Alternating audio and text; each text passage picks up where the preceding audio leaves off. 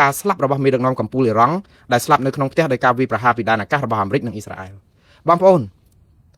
យើងដែលសាកស្រមៃឃើញទេដែលមេដឹកនាំរបស់អ៊ីរ៉ង់ដឹកនាំប្រទេសនេះជាមេដឹកនាំបព្វជិតសាសនាលោកអាលីហាមេនេនេះណាគឺជាអ្នកដឹកនាំនៅប្រទេសអ៊ីរ៉ង់ដ៏មោះមុតដែលមានការជឿទុកចិត្តរបស់ប្រទេស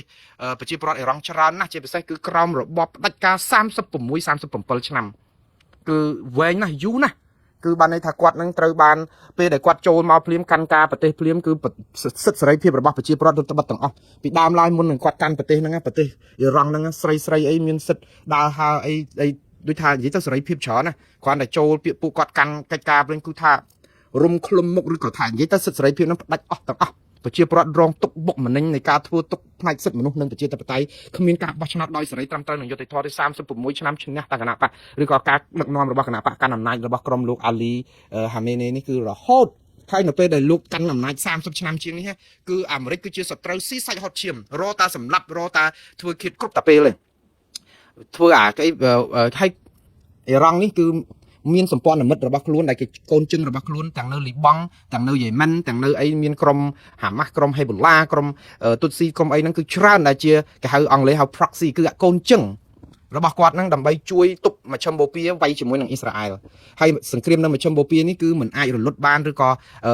ជាប់កាំងខ្លាំងគឺដោយសារអ៊ីរ៉ង់កាងការពារជួយលុយទំនុកបំរុងទាំងសពាវុធអីសពបែបយ៉ាងហើយអ៊ីរ៉ង់ដោយសារតែលុយពីប្រេងនឹងវាសម្បើមពេកគឺគាត់អាចធ្វើព្យុះភ្លៀងគ្រឿងសពាវុធរបស់គាត់យ៉ាងសម្បើមរហូតចុងក្រោយហ្នឹងអាបរមាណូរបស់គាត់ហ្នឹងអាមេរិកឲ្យរំលាយចោលគាត់អត់ព្រមរំលាយទើបធ្វើឲ្យមានរឿងកាត់ឡើងនេះដូច្នេះអាមេរិកបាន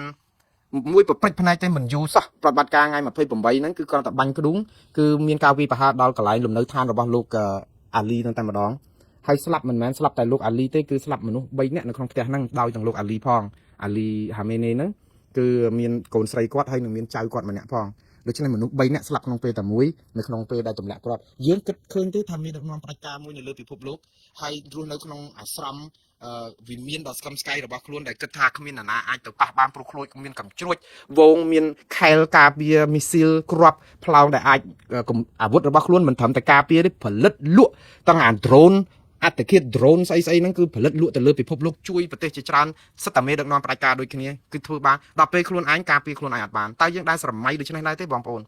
អានេះគឺជារឿងមួយដែលជាការដាស់តឿនដល់មេដឹកនាំផ្ដាច់ការនៅលើពិភពលោកថាអ្នកអាចរត់បានប៉ុន្តែអ្នកអាចគេចខ្លួនបានណាអញ្ចឹងឲ្យកែប្រែប្រទេសរបៀបដឹកនាំរដ្ឋហ្នឹងឲ្យមានសិទ្ធិសេរីភាពមានប្រជាធិបតេយ្យមានអីត្រឹមត្រូវទៅកុំឲ្យផ្ដាច់ការអញ្ចឹងព្រោះអត់មានប្រទេសណាគេអាចនឹងត្រេកអរសាទរនៅក្នុងរបៀបដឹកនាំរបស់រដ្ឋរបស់យើងហើយដល់ពេលមានការសម្លាប់ឬក៏ធ្វើបាបធ្វើទុកបុកម្នេញអញ្ចឹងមានអ្នកសាទរមានអីអញ្ចឹងទៀតវាអត់មានអ្នកថ្កោលទោសច្រើនទេថ្កោលទោសមានច្រើនមានតែរុស្ស៊ីមានតែចិនអីហ្នឹងទេពី3ប្រទេសហ្នឹងក្រៅពីហ្នឹងគឺប្រទេសនៅលើពិភពលោកស្ទើរទាំងអស់វាគេហាក់បីដូចជាមានការថ្លឹងថ្លែងថាប្រជាពលរដ្ឋអ៊ីរ៉ង់អាចនឹងបានសុខសន្តិភាពហើយចាប់ពីពេលហ្នឹងទៅអាចលំបាកបងប្អូនមានចាំទេការស្លាប់របស់លោកអាលីហាមេនេនេះវាមែនតើគឺជាការស្លាប់មួយដែលជាការដែល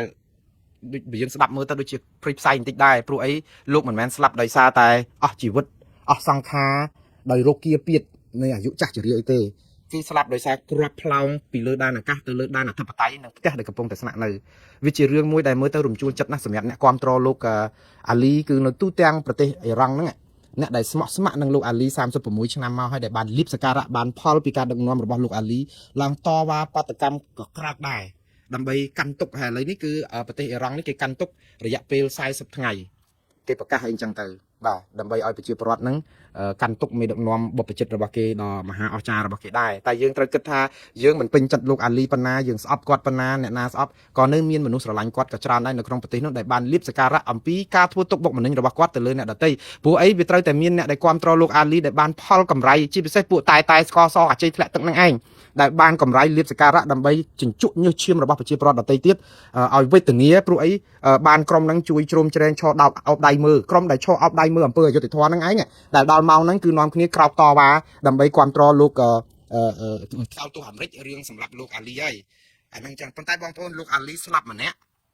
កូនស្រីគាត់ម្នាក់និងចៅម្នាក់3នាក់និងមនុស្សចំណិតនៅក្នុងពេលប្រតិបត្តិការសឹកចុងក្រោយនេះគឺមនុស្សចំណិតរបស់លោកអាលី2នាក់ទៀតដែលស្លាប់គឺសុទ្ធតែមន្ត្រីជាន់ខ្ពស់កិច្ចការសន្តិសុខជាតិរបស់អ៊ីរ៉ង់ហ្នឹងស្លាប់នៅក្នុងប្រតិបត្តិការនេះដែរក៏ប៉ុន្តែហើយមនុស្សដែលស្លាប់នៅក្នុងប្រតិបត្តិការពីថ្ងៃ28នេះគឺមានជាង200នាក់ហើយរបួសប្រហែលជា7-800នាក់កុមារស្លាប់ច្រើនមែនតើស្ទើរតែពាក់កណ្ដាលព្រោះអីដោយសារគ្រាប់មួយរបស់អ៊ីស្រាអែលធ្លាក់ចំសាលារៀនបឋមសិក្សារបស់កូនក្មេងដែលកំពុងរៀនណាបងប្អូនវាខ្លោចចិត្តដែរធ្វើនិយាយទៅអំពើបែបនេះគឺជាអំពើព្រៃផ្សៃដែរបើយើងមើលឲ្យអស់ណ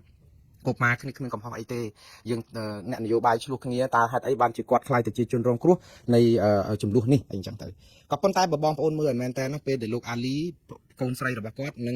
អ្នកចំណិតរបស់គាត់ប្រហែលអ្នក4-5នាក់នឹងស្លាប់ប្រហែលថ្ងៃមុនណានៅពេលដែលអ៊ីរ៉ង់ធ្វើប្រជាពលរដ្ឋអ៊ីរ៉ង់ធ្វើបាតកម្មផ្ទុះដើម្បីផ្ដួលរំលំរបបនេះផ្លាស់ប្ដូររបបដឹកនាំបែបផ្ដាច់ការនេះបងប្អូនដឹងអាញាធរដែលគ្រប់គ្រងដោយលោកអាលីហាមេនេនេះសម្រាប់ពលបាតកោប្រហែលអ្នកឯងព័ត៌មានក្រៅផ្លូវការមានរហូតដល់ជិត30000នាក់មិនដល់ពេលពីអាទិត្យផងបងប្អូនសម្រាប់បាតកោជិត30000នាក់បងប្អូនសាកគិតទៅមើលតើវាសាហាវខុសគឺព្រៃផ្សៃប៉ុណ្ណានៅពេលដែលប្រជាពលរដ្ឋដែលគេមិនគ្រប់គ្រងយើងមិនពេញចិត្តយើងហើយគេសុំឲ្យមានការផ្លាស់ប្ដូរយើងសម្រាប់គេព្យួរកោះគេយូរហើយប៉ុន្តែដល់ពេលមានអាមេរិកគ្រប់គ្រងធ្វើឲ្យប្រជាពលរដ្ឋដែលសប្បាយចិត្តដែលថាមានអាមេរិកគេអាចនៅពីក្រោយឬសហគមន៍អន្តរជាតិជួយទៅក៏ក្រោកមកភ្លាមដូចភ្លើងចម្បាំងដូចសត្វមមាចូលភ្លើងដែរអយុត្តិធម៌សម្រាប់បងប្អូនទាំងអស់ហ្នឹងទេដែលតវ៉ាដើម្បីឲ្យមានការផ្លាស់ប្ដូរគ្រាន់តែដើម្បីឲ្យបានប្រយោជន៍ទាំងអស់គ្នាដោយសារគាត់រំលោភបំពានសិទ្ធិមនុស្សនឹងវាច្រើនពេកហើយឥឡូវគាត់តស៊ូមកស្លាប់អស់ប្រហែល30000នាក់ដោយសារការសម្លាប់របស់អាញាធររបស់លោកអាលីយើងសោកស្ដាយយើងកាន់ទុកលោកអាលីចុះគ្នា30000នាក់ទៀតហើយអាហ្នឹងគាត់ទួលលេខក្រៅផ្លូវការផងវាអាចមានច្រើនជាង30000ព្រោះអីអាញាធរអ៊ីរ៉ង់នេះបិទអ៊ីនធឺណិតបិទអីហាមឃាត់អ្នកសារព័ត៌មានឯករាជ្យអីសម្បើមណាស់ដូច្នេះពិបាកនឹងទទួលព័ត៌មានពិតដូចសម័យខ្មែរក្រហមអញ្ចឹងបងប្អូនប្រជាពលរដ្ឋ1.7 លានអ្នកស្លាប់3ឆ្នាំ8ខែ20ថ្ងៃអត់មាននរណាដឹងទាល់តែបែករបបនឹងមិនដឹងអានេះហើយយើងមើលអំពីភាពខុសខើព្រៃផ្សៃរបស់មេដឹកនាំរបស់អ៊ីរ៉ង់នេះដែរហើយភាពខុសខើព្រៃផ្សៃនេះវាសមនឹងអ្វីដែលលោកត្រាំគាត់ពិពណ៌នានៅក្នុងសាររបស់គាត់គាត់និយាយចេះនៅពេលដែលលោកអាលីហាមេនេត្រូវបានការវាយប្រហារនឹងស្លាប់នៅក្នុងកន្លែងស្នាក់នៅរបស់គាត់ហ្នឹងលោកដូណាល់ត្រាំសរសេរសារនៅក្នុង social True Social របស់គាត់និយាយចេះថាលោកហាមេនេអាលីហាមេនេគឺជាមេដឹកនាំមួយដ៏កាចសាហាវខុសខើយងខ្នងបំផុតក្នុងមនុស្សក្នុងប្រវត្តិមនុស្សជាតិគាត់និយាយបែបនេះគាត់ថាឥឡូវស្លាប់ហើយគាត់ថានេះមិនមែនការស្លាប់នេះមិនមែនត្រឹមតែនាំយុត្តិធម៌សម្រាប់ប្រជាពលរដ្ឋនៅអ៊ីរ៉ង់ទេក៏ប៉ុន្តែវាជាការរកយុត្តិធម៌ផលប្រយោជន៍យ៉ាងច្រើនមហិមាសម្រាប់ប្រជាពលរដ្ឋអាមេរិកកាំងទៀតផងគឺអាមេរិកកាំងទាំងអស់ហើយអ្នកដែលជាពិសេសគឺរកយុត្តិធម៌សម្រាប់ប្រទេសទាំងអស់នៅលើពិភពលោកដែលរងការគំរាមកំហែងឬក៏ប្រជាពលរដ្ឋរបស់ខ្លួនត្រូវបានអាជ្ញាធរនេះសម្លាប់ឬក៏កាត់កឬក៏ធ្វើទុកបុកម្នេញបង្ហូរឈាមនៃក្រុមបិសាចហត់ឈាមដល់សាហាវនេះគាត់ប្រើពាក្យអញ្ចឹងគាត់ថាមួយទៀតលោកត្រាំបានបញ្ជាក់ថាឥឡូវនេះនៅតែបន្តកិច្ចការប្រតិបត្តិការនេះតទៅទៀតហើយគាត់ថាដំណើរការបន្ទាប់គួរតែចាប់ផ្ដើមគឺនៅពេលដែលស្លាប់មេដឹកនាំកម្ពុជានេះគឺកម្ពុជាសំទោសកម្ពុជាប្រទេសអ៊ីរ៉ង់ដែលទៅរកដង្ហើមសេរីភាពនិងប្រជាធិបតេយ្យគាត់ថា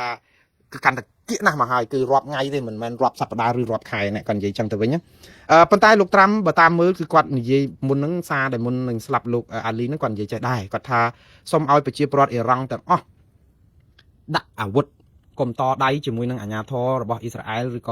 ៏អាមេរិកដែលចុះទៅជួយចង់និយាយចឹងណាកុំឲ្យតដៃព្រោះអីសូម្បីតែហ៊ានឬក៏កងកម្លាំងប្រដាប់អាវុធរបស់អ៊ីរ៉ង់ដែលគ្រប់គ្រងរដ្ឋាភិបាលអ៊ីរ៉ង់កាប់មុខផ្ដាច់មុខអីចឹងហ្នឹងក៏អាមេរិកតាមរយៈលោកត្រាំហ្នឹងអំពាវនាវឲ្យទម្លាក់អាវុធចោលឲ្យអស់ហើយសារភាពទៅគឺនឹងផ្ដល់ជូនការអនុគ្រោះពេញទំហឹងដែលអត់មានធ្វើទុកបុកម្នេញអីទាំងអស់នេះក៏ជាសាររបស់លោកត្រាំចង់បញ្ជាក់ថាជាឱកាសល្អសម្រាប់